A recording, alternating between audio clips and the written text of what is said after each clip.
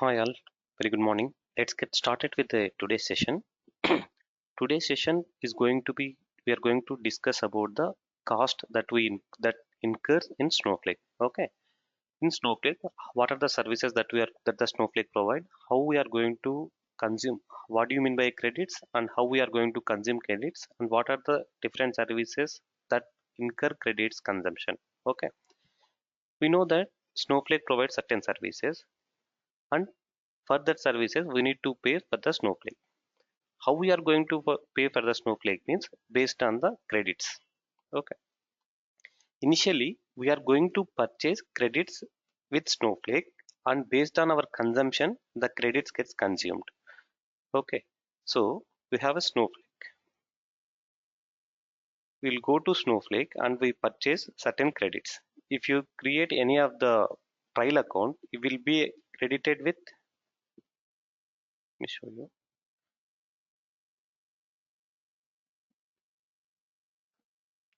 you will be credited with $400 worth credits. Okay, we need to consume for our trial account.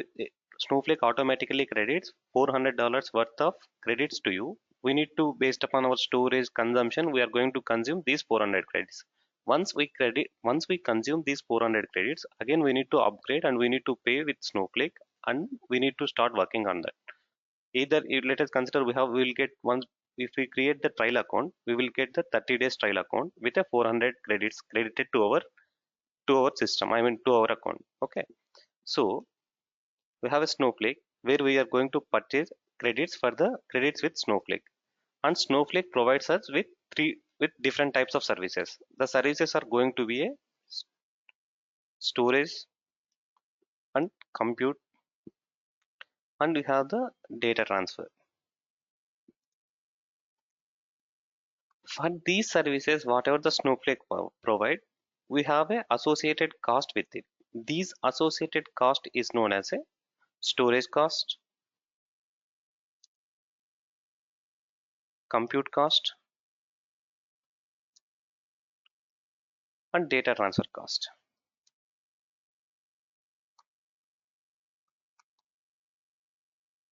Okay, so hope you are able to follow me. So whatever the service provided by the Snowflake, we need to pay for the services. We are not going to pay for the initial service. Like this is the amount of storage we are going to consume. This. Initially, we will purchase the credits with Snowflake and we are going to store it in our account. Based on the storage that we take, based on the compute cost that we perform, the credits gets consumed.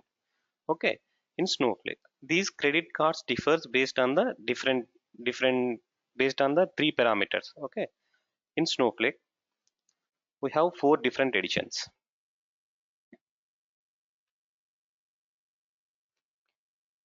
like standard edition,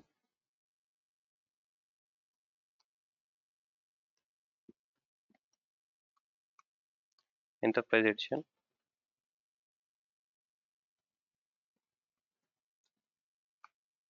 business critical, and virtual private cloud.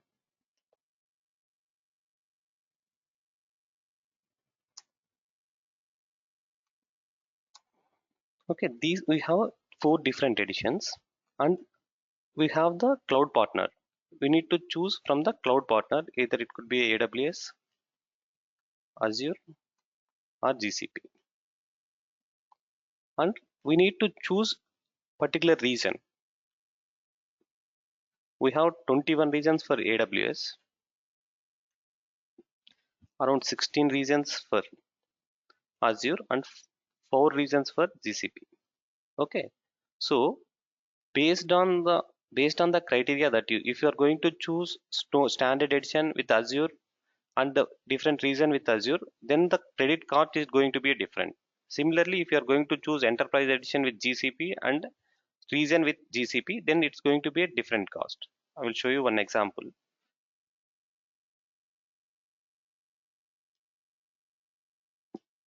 So we have the Snowflake. If you can see here, we have a four different editions: standard edition, enterprise edition, business critical, and virtual private Snowflake. Okay, if you are going to choose, we have a three different platforms like AWS, Microsoft, GCP, and we have multiple regions. Let us consider I am going to choose AWS, and we have a North Virginia region. The for standard, if you are going to use the standard edition, one credit cost you $2. If you are going to buy a business, if you are going to use business critical region with AWS and US East region, then it is going to one credit cost is going to be a $4. Okay.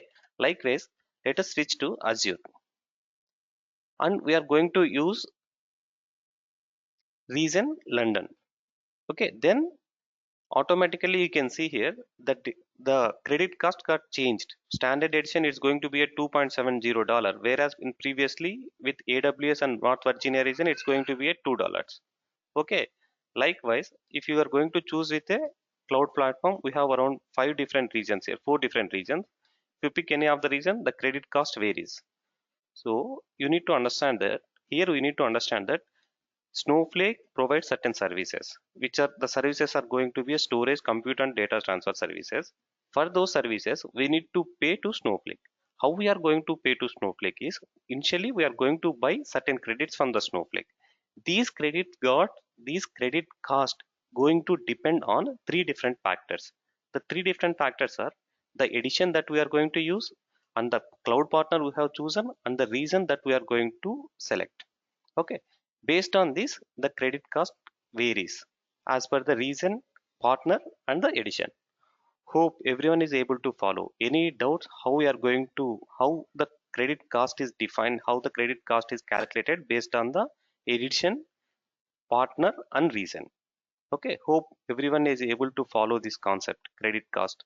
This concept is very important from Snowflake admin point of view. Mohan, first in starting you told we were going to use enterprise, right? Enterprise you are going to use, right? Yeah, we are going to use enterprise edition, but we have multiple different editions. Give me 1 minute, Yeah, I'll be back. Yeah. but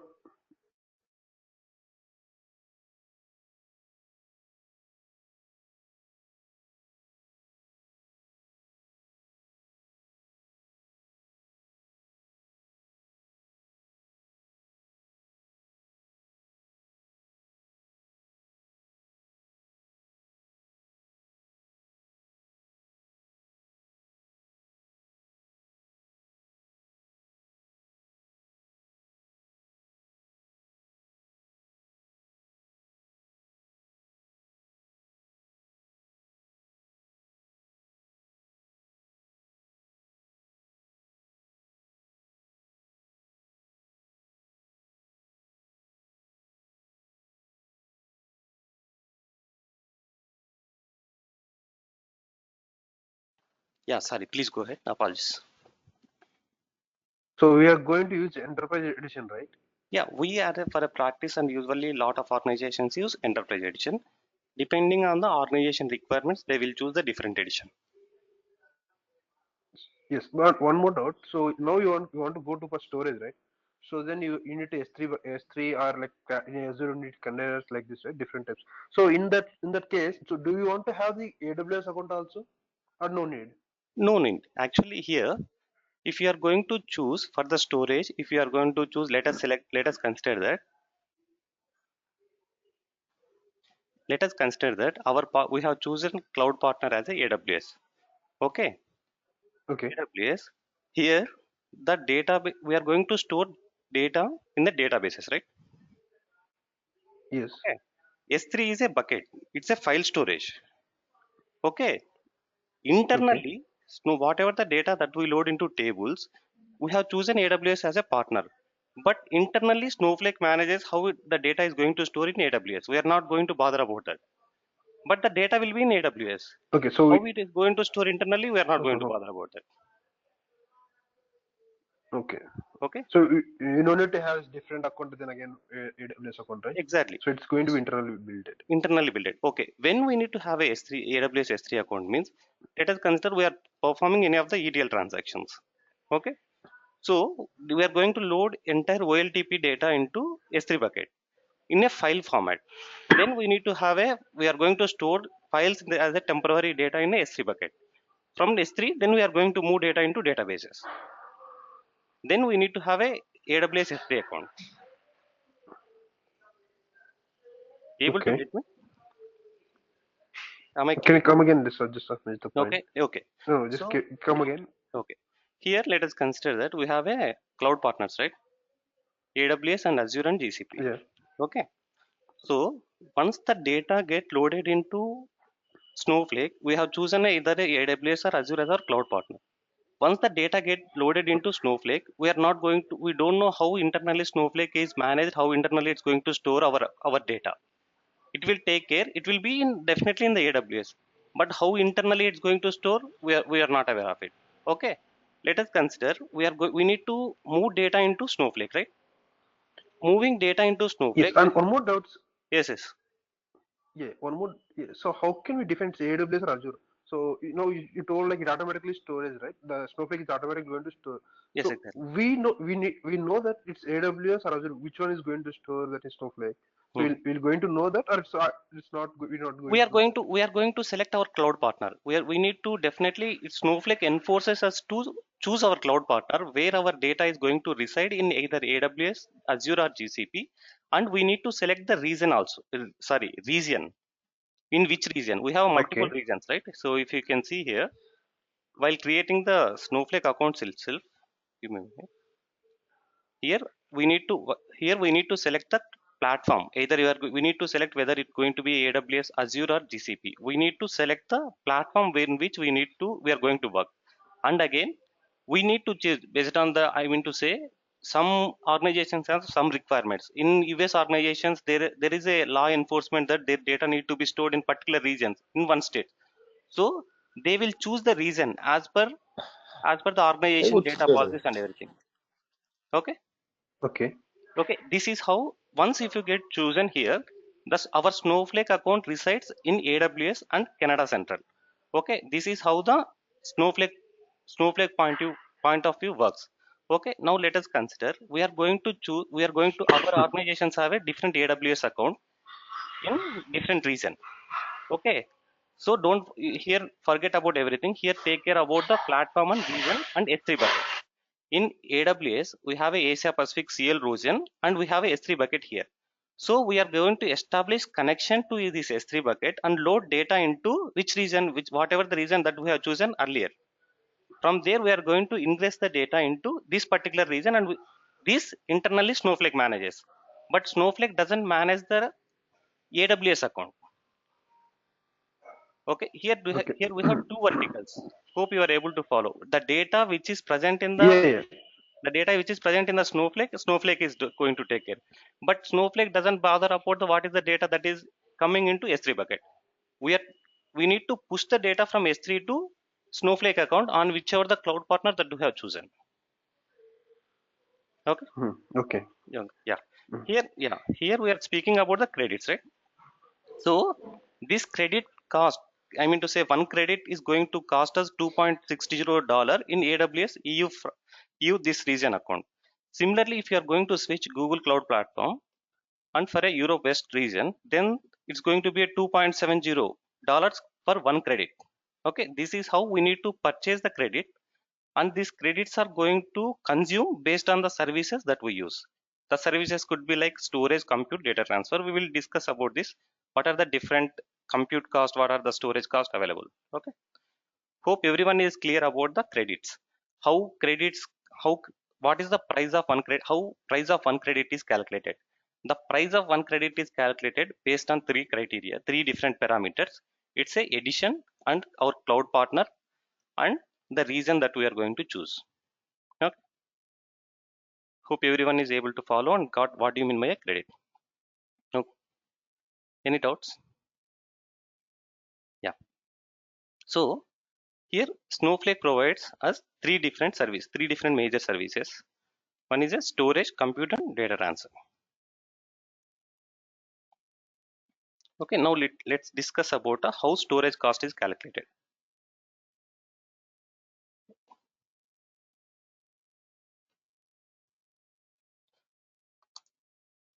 We have two different ways to choose how the storage cost is going to calculate. We have a on-demand storage.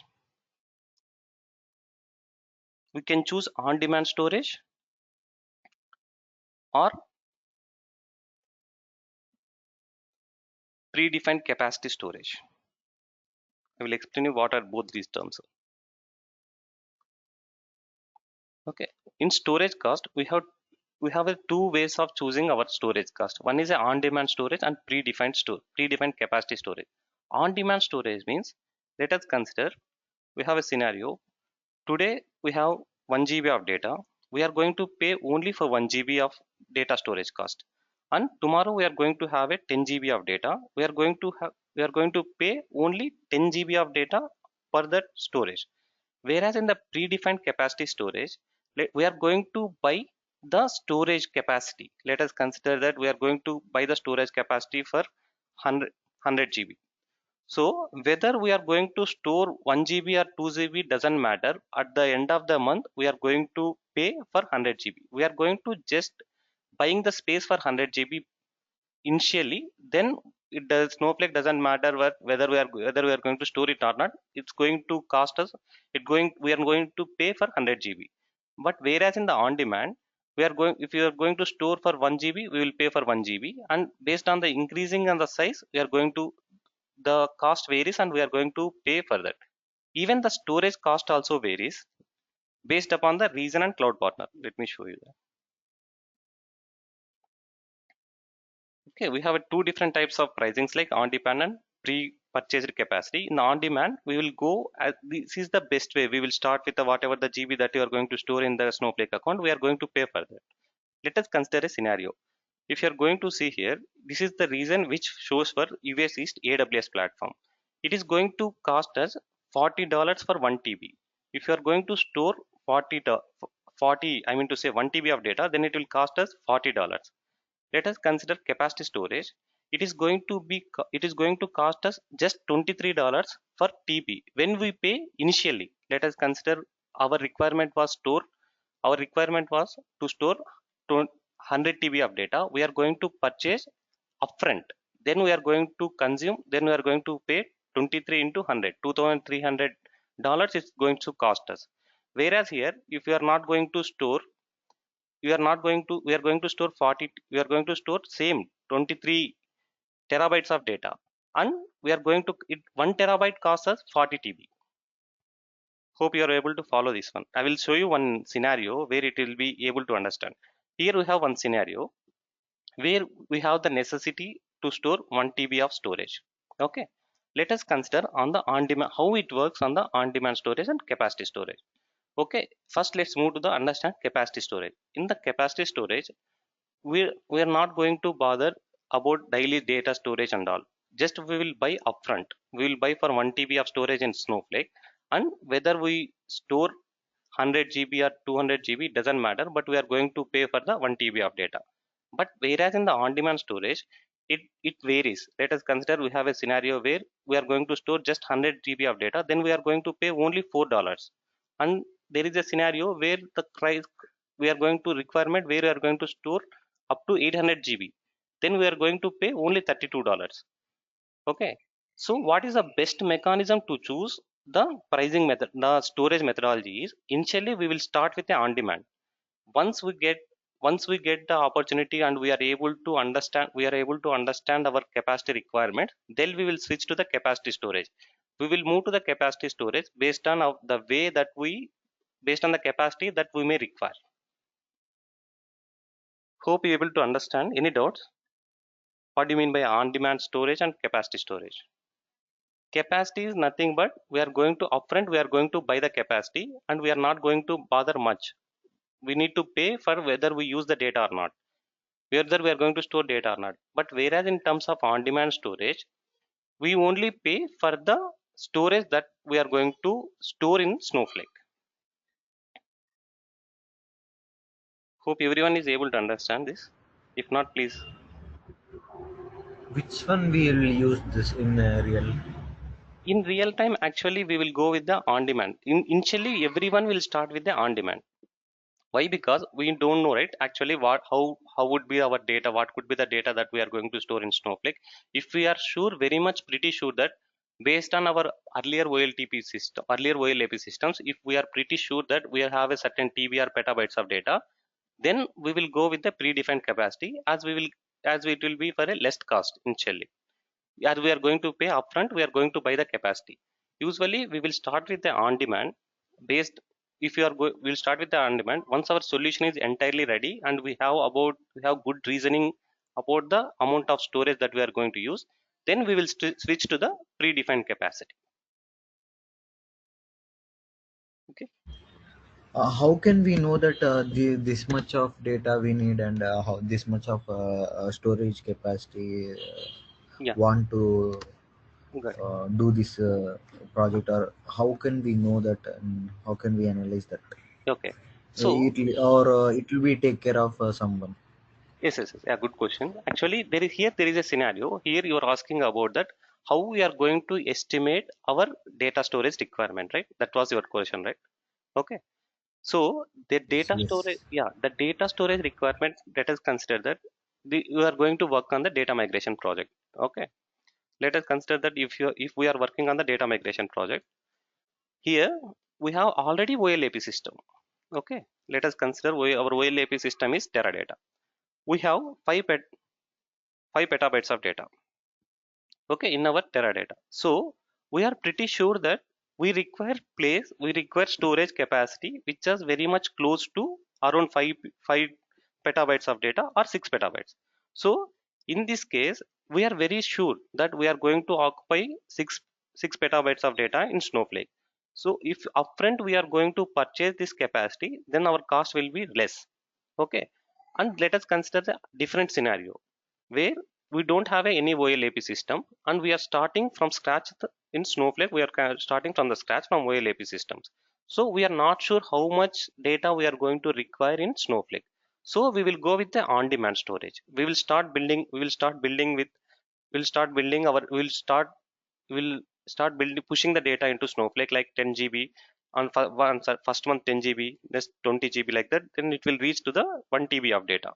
And if you notice that once a 1 TB of data is reached, and if you notice that there is no data much coming into the Snowflake and very less frequency, then we will switch to the on-demand predefined capacity pricing, and we will buy with we will buy for a 2 TB of storage, the capacity storage. This is how it works. We have a If you are working with the data migration, then usually we will go with a predefined capacity. If you are building solution from the scratch, then we will go with the on-demand. Hope I'm able to answer your question. Did you understand? Or else do I need to put in a Yeah, different way? yeah, yeah, I got. But this data migration means I can't. Yeah, okay. We have a different types of projects. Like data migration means we we have already OLAP systems which was already we are working. Our organization already have a data warehousing environment, and it is located in the as similar to Snowflake. Teradata is also one of the OLAP system. Okay, already we have the Teradata, but due to marketing function, due to change in technologies, Teradata is not going to resolve all our problems. So what our organization have decided is we need to move data from Teradata to Snowflake environment, or Teradata to Redshift, Teradata to Synapse. In this case, we are going to have a data migration. All the data which is sitting in Teradata, we are going to lift it and shift to Snowflake. There are different mechanisms to do that: lift and shift, continuous data, historical data migration. There are different ways of doing data migrations. Data migration is one of the area where we have already OLAP, analytical data warehouse platform, and we are moving the data warehousing platform to Snowflake, switching to different account, which is known as a data migration. Data migration is nothing but a moving data from one place to another place. Here from Teradata to Snowflake. Able to understand what does the data migration means? Yeah, yeah, yes, yes, Yeah. yes. Okay. Any doubts? Hope everyone is able to understand that credits. What do you mean by credit? The credit cost depend upon the three factors like edition, partners, platform, and the reason. And we have the different services provided by the Snowflake are storage, compute, and data transfer. In storage cost, we have a two different types. One is going to be on demand and predefined capacity. Okay. These are the scenarios. Yeah, How? sorry, Yeah, but sure. I have a small doubt. Yes, please. If we right now we are using like a standard edition, like 30 days we are using for these days. Well, coming to the real time, we have a three interpretation and business and virtual, right? Yes, These three editions are looking similar to the standard, or if it is different, because we in company we have a different clients, we working on different, right? It yes, is yes. similar, or we have to learn more. No, no, no, no. Whatever the see, actually everything whatever you're learning, it covers very entirely. So here it differs with the features. So we have a concepts like time travel and fail safe. Time travel, I will explain you when we time comes over when we are discussing this. Let us consider fail safe. So just I will give you example to and make you understand what varies between the editions. Okay, we have a feature like time travel and fail safe. Let us consider that time travel means traveling back in time. We are switching, we have a data, we have one table today. Okay, unexpectedly one user had dropped this table. Okay, we noticed that this table got dropped after 3 days. Okay, once we notice that, we notice that only after 3 days this table got dropped. Now the best, we can undrop the table. Okay, we can undrop the table, or else we can travel back into time. We can travel back into time for 3 days, and we can look how our data looks like 3 days before. Okay, this is one of the examples where certain this time travel feature is supported only in enterprise edition. Time traveling back into time does fails. We have a time travel maximum of 90 days. Okay, once if you enter into the 91st day, we cannot recollect our data. Okay, so that we have a Snowflake has introduced another feature which is known as a failsafe. Failsafe, it have a maximum failsafe, it's a 7 days. Time travel we have 90 days. This is going to vary. We can set this for the maximum of 90 days, we can set for the 60 days, 30 days, it depends upon the organization. Okay, fail safe, once the 90 days is completed, still we require that data, then we need to reach to the Snowflake. We reach to the Snowflake and we need to ask them, we have lost our data, this particular table, we want to we want to get it back. Then Snowflake guys will help us to get that data back. Let us consider a scenario, even 90 days of time travel plus 7 days of failsafe is completed. Then we cannot recover the data which we have lost. These failsafe feature will be supported from enterprise edition onwards. The support of feature varies, but the UI part, how the editions looks like, everything will be same. It varies upon the features. Okay, there are certain, we have a masking policies. Okay, column level security and row level security. The row level security feature will be supported only from the enterprise edition. The security feature will not be supported in the standard edition. Based upon the organization's necessity and need, the servers that we are going to serve, the customers that we are going to serve, we are going to choose the edition. If we are working with a heavy sensitive data like military data, then we will go with the virtual private cloud where we have a high level of security. No compute nodes will be shared from different, but even the virtual warehouses, we will introduce the concept like virtual warehouses. These virtual warehouses will not be utilized for the different customer, it will be dedicated for one customer. Okay, only the features varies between the editions. You will, if you are going to work in the enterprise edition, standard edition, it doesn't matter. Usually in organizations, considering most of the organization will work in enterprise edition, there are few organizations where dealing with the sensitive data will work with the business critical editions. Able to get me? Yes, yes. Yeah, it doesn't matter in which edition you choose, which edition you work, moreover it looks like a similar and features varies. Okay, you will, I mean to say, in over the course of time, we will learn about what do you mean by time travel, what do you mean by fail safe, how we need to, there are three different ways of bringing back our data. We will look over these topics, time travel and fail safe. For now, we're discussing about the credits and different services costs that we are going to incur. Okay, hope everyone is clear about the storage cost. We have two different types of storages, on demand and pre capacity. Okay, now coming to the compute cost. One second.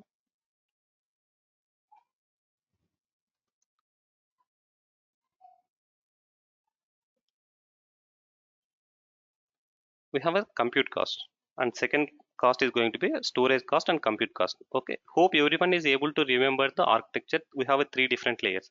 Okay, one is a cloud services layer, and another is a query processing layer, and another database storage layer. Okay, in storage layer, storage cost is going to occur in storage layer. We have a on-demand storage and T-capacity storage. In query processing, we have the here the compute cost occurs. So we have data in the Snowflake, and if you are not going to work, if you are not going to perform any things with data, then there is no use. So we are going to, in order to work with data, in order to, we require compute power to perform the select queries or to perform any DML operations or DDL operations. So we require compute cost. This compute cost is going to incur in three different ways. Okay, one is going to be a virtual warehouse cost. Virtual warehouse, don't confuse that virtual, it's nothing, it's just a compute engine which is very similar to EC2 in AWS, virtual machine in Azure, compute engine in GCP. Here we are going to call as a virtual warehouse or simply warehouse in a Snowflake. Okay, and we have a serverless compute,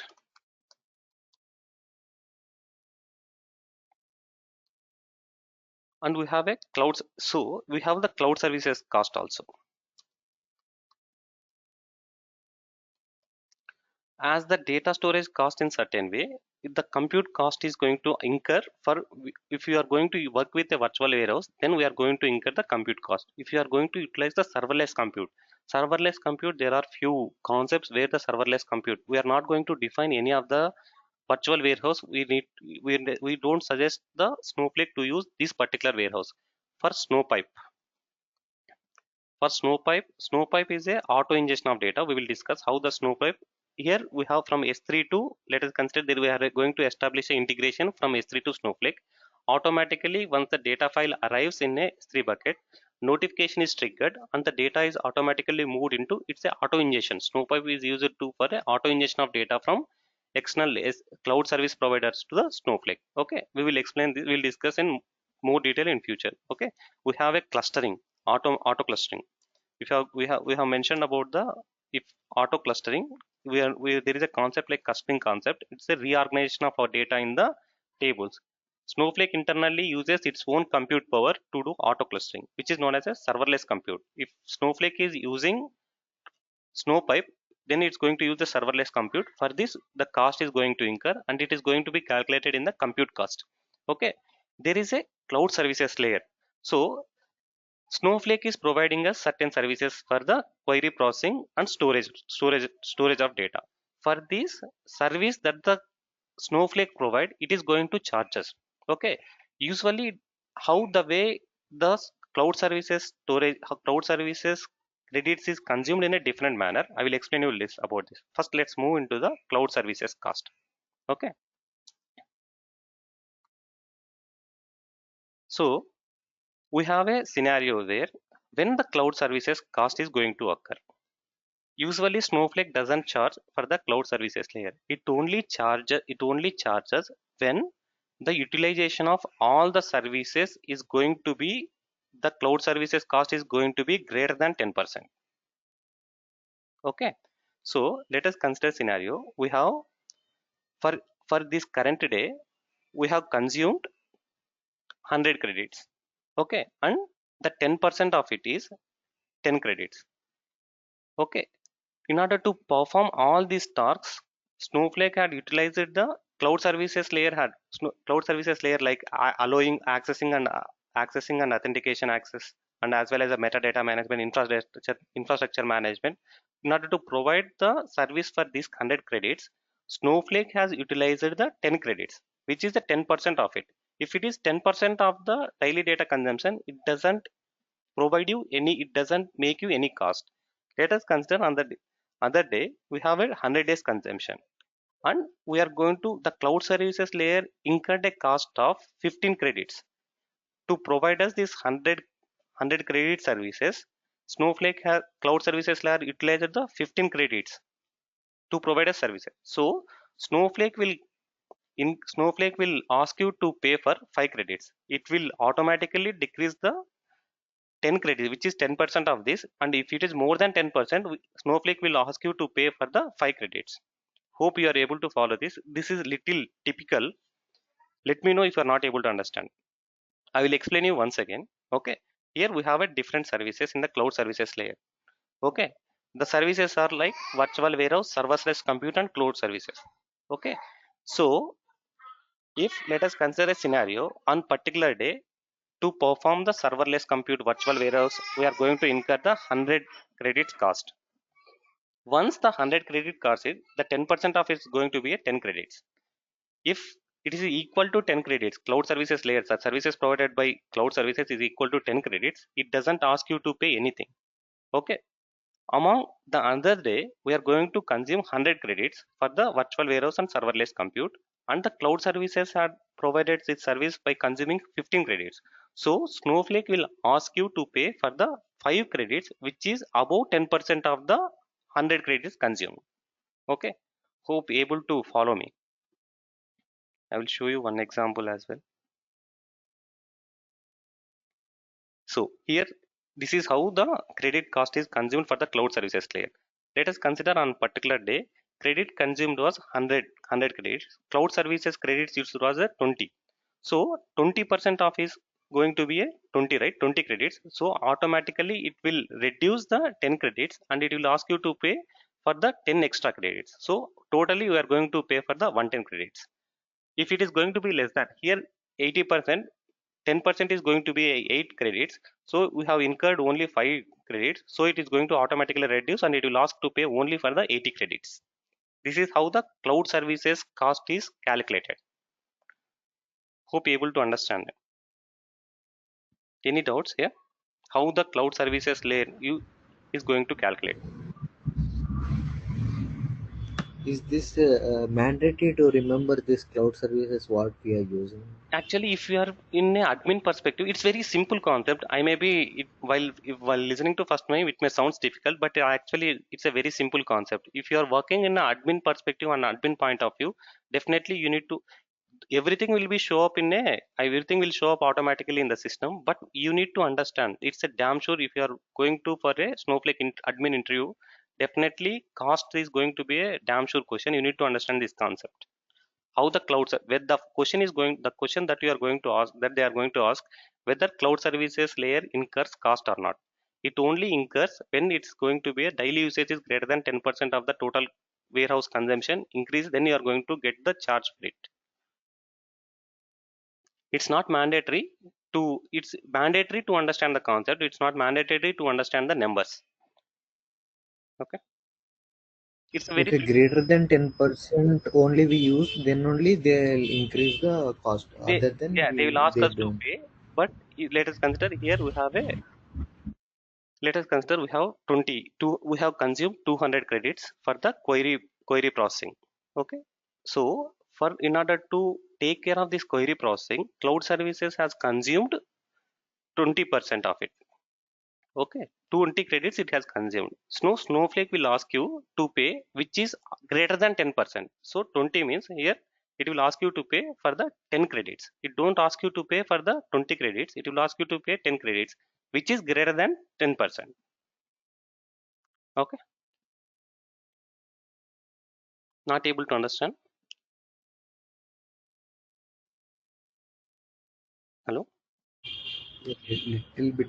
Yeah, if you can see, if you can see example here, right? So if you, on the now, let's see here, on the November 1st, the credit consumed warehouse has consumed 100 credits.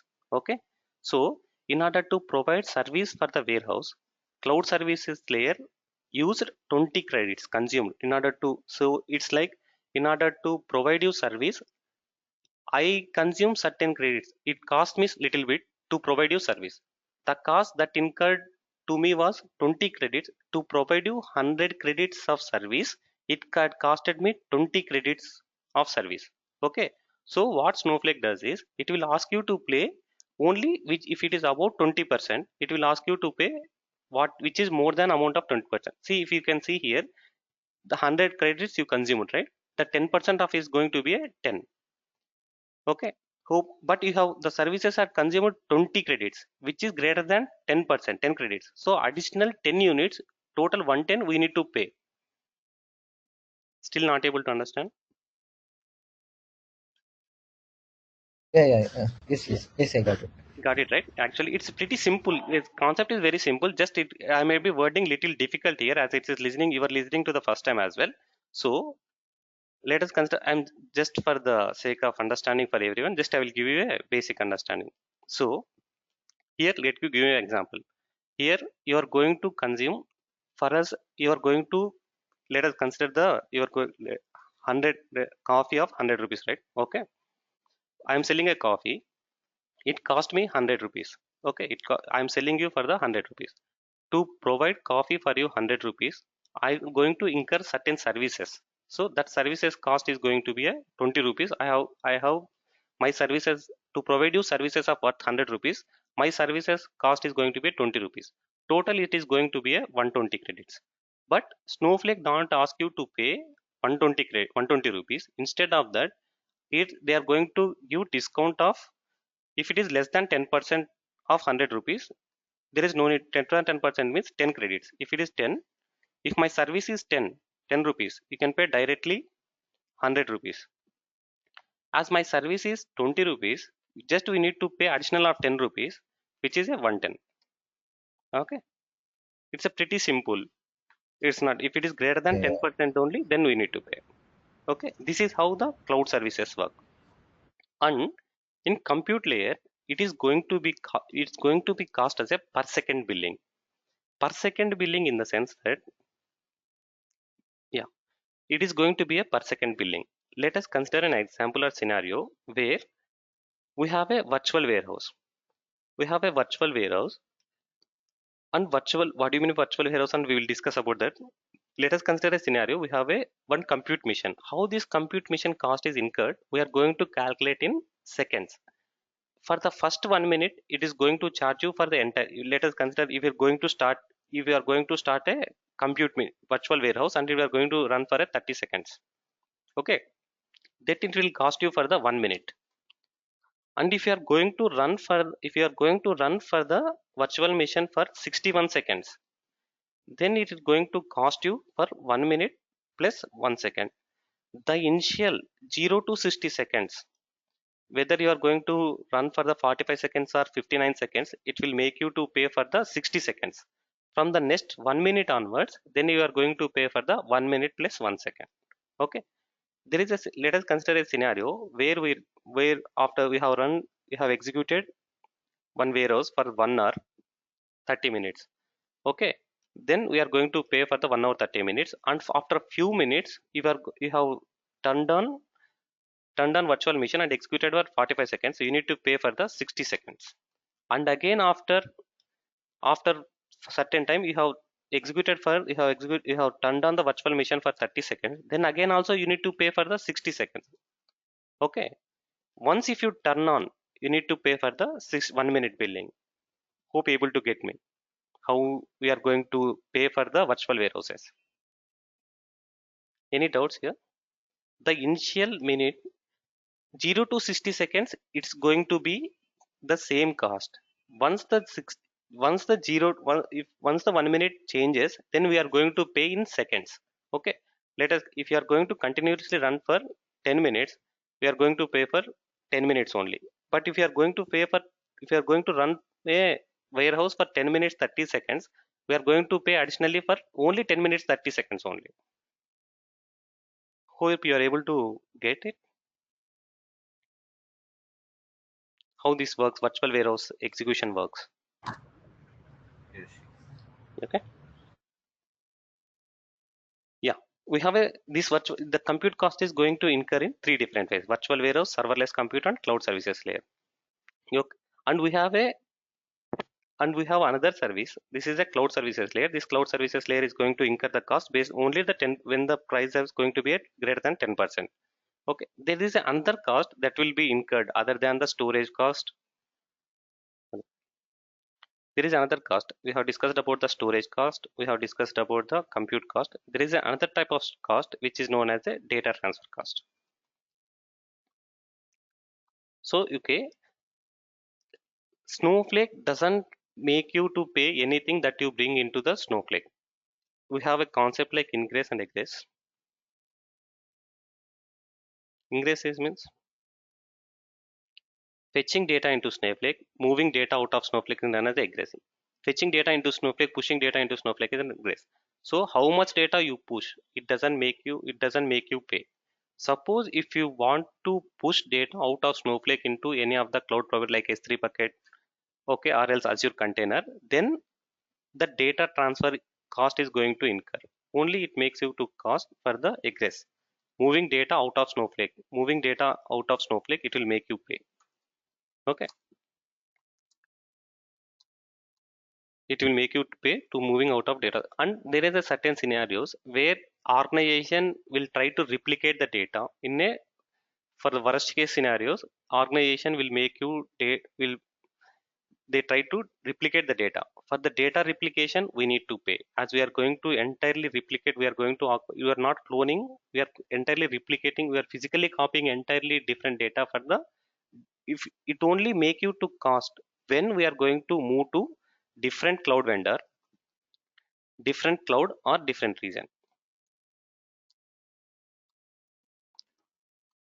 Okay, the moving the data out of Snowflake in the same region is going to, data transfer is going to be free when when you are going to move data in the same region it's free. If you are going to move for a different region or a different partner, cloud partner, then you are going to incur the cost. Okay, there are certain scenario, there is a scenario where we are going to work with the external functions. External function means in the sense that we are going to write stored procedure, you are going to write stored procedure or user defined function in a Snowflake, but this function is going to be executed in a different, in terms of, let us consider as a lambda expression we are going to execute in AWS environment, and we are going, there is a data transfer between the Snowflake and AWS lambda expression. For these kind of transfers also, the Snowflake is going to make you pay. And there is another scenario where there is a certain there is a scenario where stored procedures used to connect with the external systems and going to perform certain data transfers. These kind of data transfers also Snowflake will ask you to pay. This is how the, these are the different types of cost: storage cost and compute cost and data transfer cost. Ingress is free of cost, egress we need to pay. We need to pay whatever the data that we move out of Snowflake, and we need to pay for the data replication as well. And we need to pay if any data, if you are using the external functions, we will discuss about the user defined function, what are the different functions. Okay, when we are going to utilize the function and we are trying to move data out of Snowflake and perform certain transformations beyond the Snowflake, and we are going to fetch the data from outside the Snowflake, right? Then we are going to, we need to pay for the these kind of data transfers as well. Okay, hope everyone is able to get about the different cost. We have discussed about the, I mean to say on high level, I will try to explain. We have discussed about the credits. We need to understand what do you mean a credit. The credit depends upon the three different factors like edition, cloud platform, and as well as a reason. Okay, this credit goes to we are going to consume the credits, and this credit consumption is going to, why we are going to credit consumes means we are going to utilize the services provided by the Snowflake. There are three major services provided by the Snowflake, which is a storage service, compute service, and data transfer service. In storage, we have a two different types of storage like on-demand storage and a capacity storage. In compute, we have a three different types of computes on a high level. Moreover, you cannot go beyond that also: virtual compute, serverless compute, and another is a cloud services compute. And we have a data transfer cost is going to incur. These are the different types of cost that we incur in the Snowflake. For all the service that we utilize in Snowflake, we are going to consume the credits. We need to buy the credits initially from the Snowflake. It, the buying Snowflake credits differs based on the region and cloud we choose, based on the edition as well. Any doubts here? I mean to say, with respect to the storage, with respect to the cost and credits, it might be little difficult to understand the compute cost of cloud services. Only it's very simple concept. If you can go through that one slide which I have shown, it will be very easy. Cloud services cost. Actually, this is the question, interview question. Moreover, everyone will ask how the cloud services cost is calculated. Okay. If there is no doubts, let's today at least today let's create one Snowflake trial account. Any doubts? Okay. I will show you how to create the, someone is yesterday I received pings, can you show the how to create the Snowflake account? I will show you how to create the Snowflake account. It's very pretty easy and straightforward. That's how I created the steps as well. Just first navigate to the, just simply follow these steps, it will be very easy.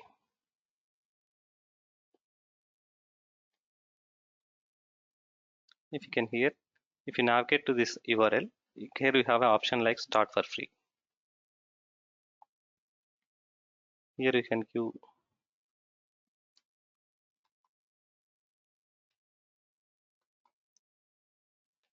company mail, it says that, but you can provide any of your Gmail.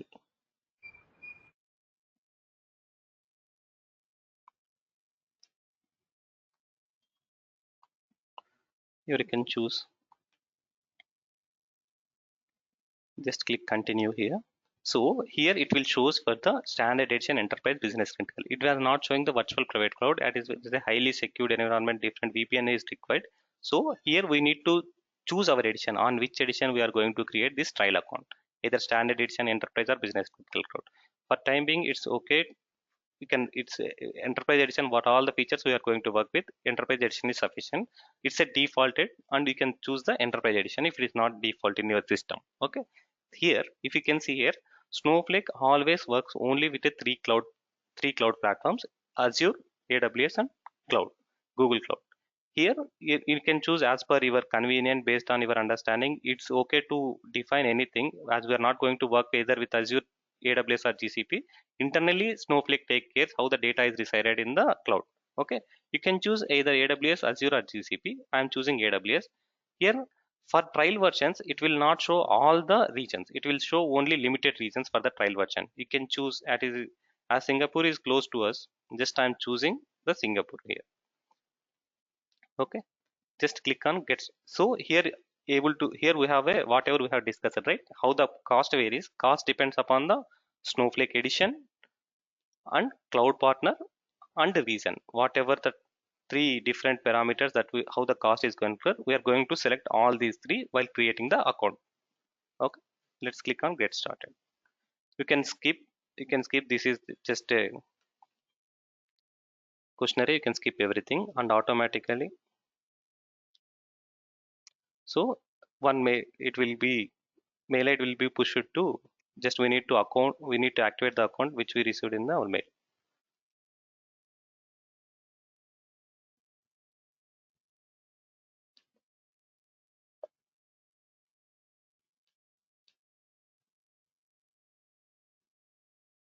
It will take little time, around 2 to 3 minutes. Yeah,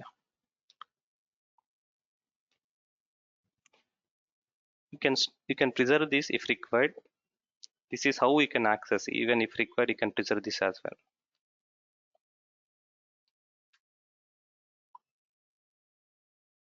Just click here to activate your account. It will ask for the username and password. Just provide.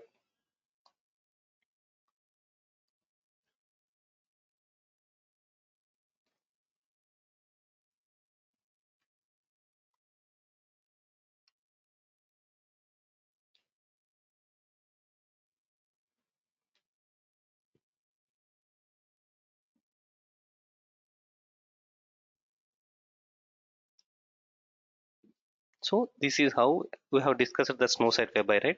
The web interface which Snowflake is known as a snow site. This is how the snow site looks like.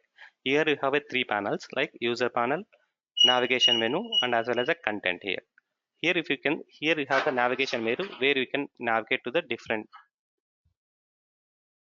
you can navigate to the warehouse, you can active to, you can navigate to the activity. This is how the, I mean to say, how trial account is going to create. Yeah. Any doubts how to create a trial account? It's pretty straightforward. Actually, I have written the steps as well here. I will share this document. It's very straightforward. You can create the, we can create the, today you can create the trial account. From tomorrow onwards, we'll start working with the trial account. Okay. If you navigate to the worksheets, automatically the worksheet related content will be shown up here on the right. This is how the worksheet, we have two different types of worksheet as discussed. If you are going to work with a, if you are going to work in data engineering environment, we will choose the SQL worksheet. If you are working in a machine learning environment, then we will choose the Python worksheet. Okay, this is how the snow site UI looks like. Three different panels: navigation menu, content menu, and user menu. And if you can see here, this is how the reason. This is the reason that we have chosen AWS and Asia Pacific. Okay, this is the 30 days free account where we will get the 400 days credits. 400 days credit. If you going to perform any of the actions, it will show what is the different credits that you have consumed. Once the credits are consumed, if you can add the credit card and you can buy the credit cards for this region, the region that we have chosen. Okay, if it is, if you want to change, if you feel that this region and cloud is going to cost us, we can switch over to the, we can switch to the different cloud and different region. But whatever the data that residing out already in our data, the data replication or data transfer cost will be incurred. Hope everyone is able to follow how to create the trial account for the Snowflake.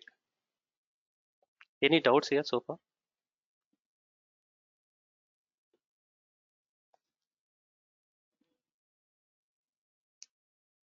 Okay. I will share the recording and as well as this document to create the trial account. From tomorrow, we'll start working on the trial accounts, databases, tables, and warehouses. Okay. Tomorrow, we'll start our discussion with the types of warehouses, and we will try to create one database and table tomorrow and try to load data in one table at least. If no doubts, let's wrap today's session and we'll meet tomorrow. Thank you. Have a good day.